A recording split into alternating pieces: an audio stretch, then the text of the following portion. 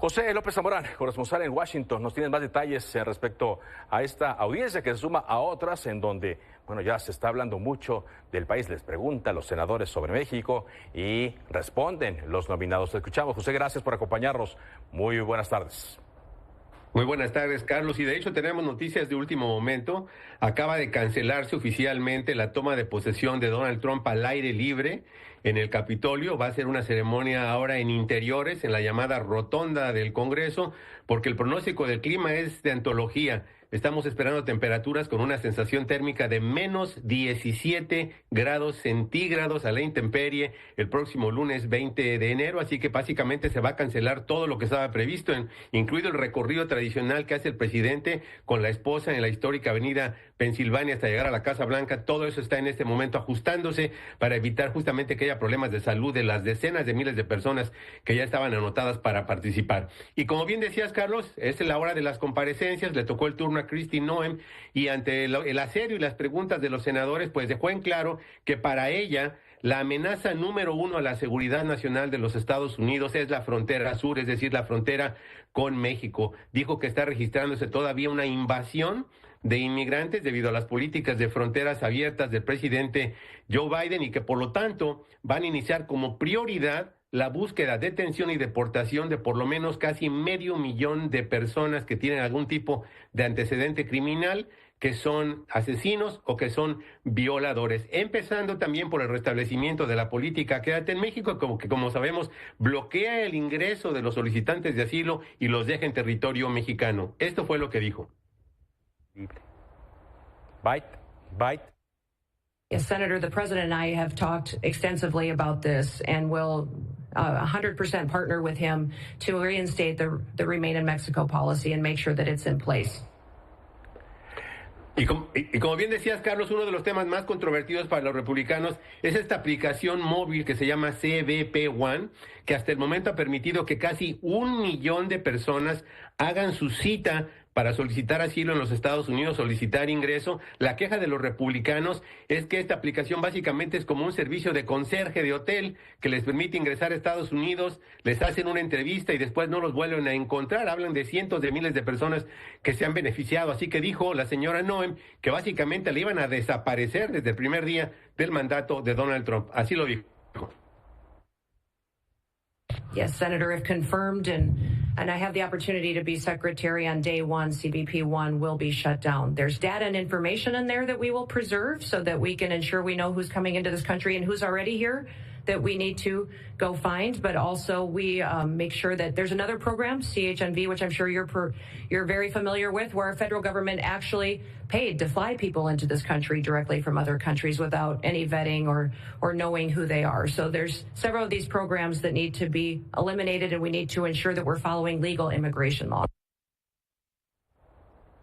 Y todo parece indicar, Pedro, que básicamente la señora no va a tener problemas para ser ratificada, aunque los demócratas en algunos momentos criticaron el hecho de las políticas de Donald Trump en materia migratoria. Todo parece indicar que será confirmada tanto por republicanos como por demócratas del comité primero y después del Senado en pleno. ¿Qué eso indica con todos los funcionarios? A nation with borders, or we're no nation at all, and that we are making sure that those criminal actors that are perpetuating violence in our communities and in our cities and towns and states are removed from this country. There has to be consequences, because when Americans break the law, there's consequences. And why would we ever allow someone to come in from another country and not allow them and not have consequences? Bueno, todos mantienen prácticamente su postura. Quizá quien matizó un poco más fue Marco Rubio al decir que antes de una intervención militar en México deberían consultar con el gobierno mexicano y debe haber más cooperación. Pero el resto de los funcionarios que tienen que ver, que tendrán que ver con operaciones de seguridad, con operaciones de justicia, de migración, pues están siendo muy rudos, muy duros. Y algo más se ha alterado en cuanto a la agenda para el próximo lunes 20 de enero. Nos dices, no va a ser en las escalinatas del Capitolio, sino adentro. Me imagino que también van a ver cómo colocan a los invitados especiales, la prensa, etcétera. Pero se hablaba que ese mismo día, y ha circulado una agenda que señala que Donald Trump firmará órdenes ejecutivas. ¿Se mantiene esto?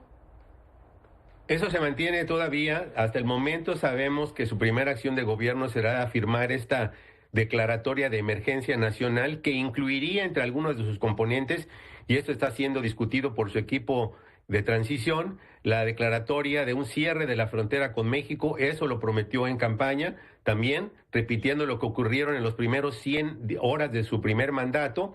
Va a anunciar obviamente que se restablece la construcción del muro con México, que como sabemos fue suspendida mayormente durante el gobierno del presidente Joe Biden. Él también había prometido, además de restablecer la política de quédate en México, que obviamente requiere de negociaciones con el gobierno mexicano, restablecer el famoso título 42, que durante la pandemia de COVID permitió que millones de personas fueran bloqueadas de ingresar a los Estados Unidos. Es parte de su agenda, esa parte se mantiene, pero la realidad es que hasta el momento Donald Trump no tiene el dinero ni los recursos para llevar a cabo esa agenda, así que ese equipo está en este momento ya haciendo sus rondas en el Capitolio de los Estados Unidos, viendo de dónde saca los fondos para lo que implicaría cientos de miles de dólares, de millones de dólares en recursos, en personal que se requeriría para llevar a cabo esta deportación, detención masiva de inmigrantes indocumentados aquí en los Estados Unidos. Muy bien. Y para cerrar el tema con el que abrías tu reporte, José, entonces,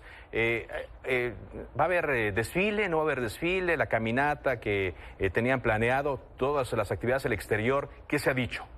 Todo está bajo consideración. De hecho, el programa oficial empezaba este propio sábado con un torneo de golf en el campo de golf del señor Trump en Virginia, en Sterling.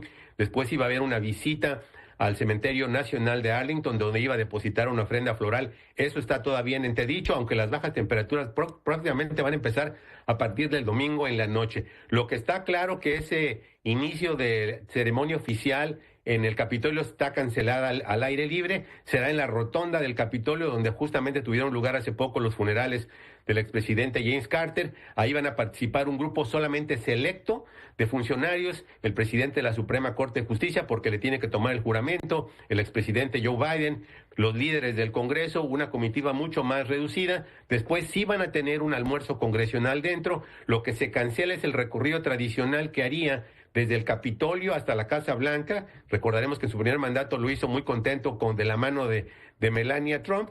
Y después algunas celebraciones se van a mantener, como por ejemplo las galas nocturnas que todavía están calendarizadas para llevarse a cabo porque son en interiores. Lo que se está considerando es hacer un evento adicional en la Arena Capital One de Washington, de alguna manera para sustituir lo que no se vaya a llevar a cabo al aire libre y darle un ambiente celebratorio y no solo gélido a la toma de posesión de Donald Trump.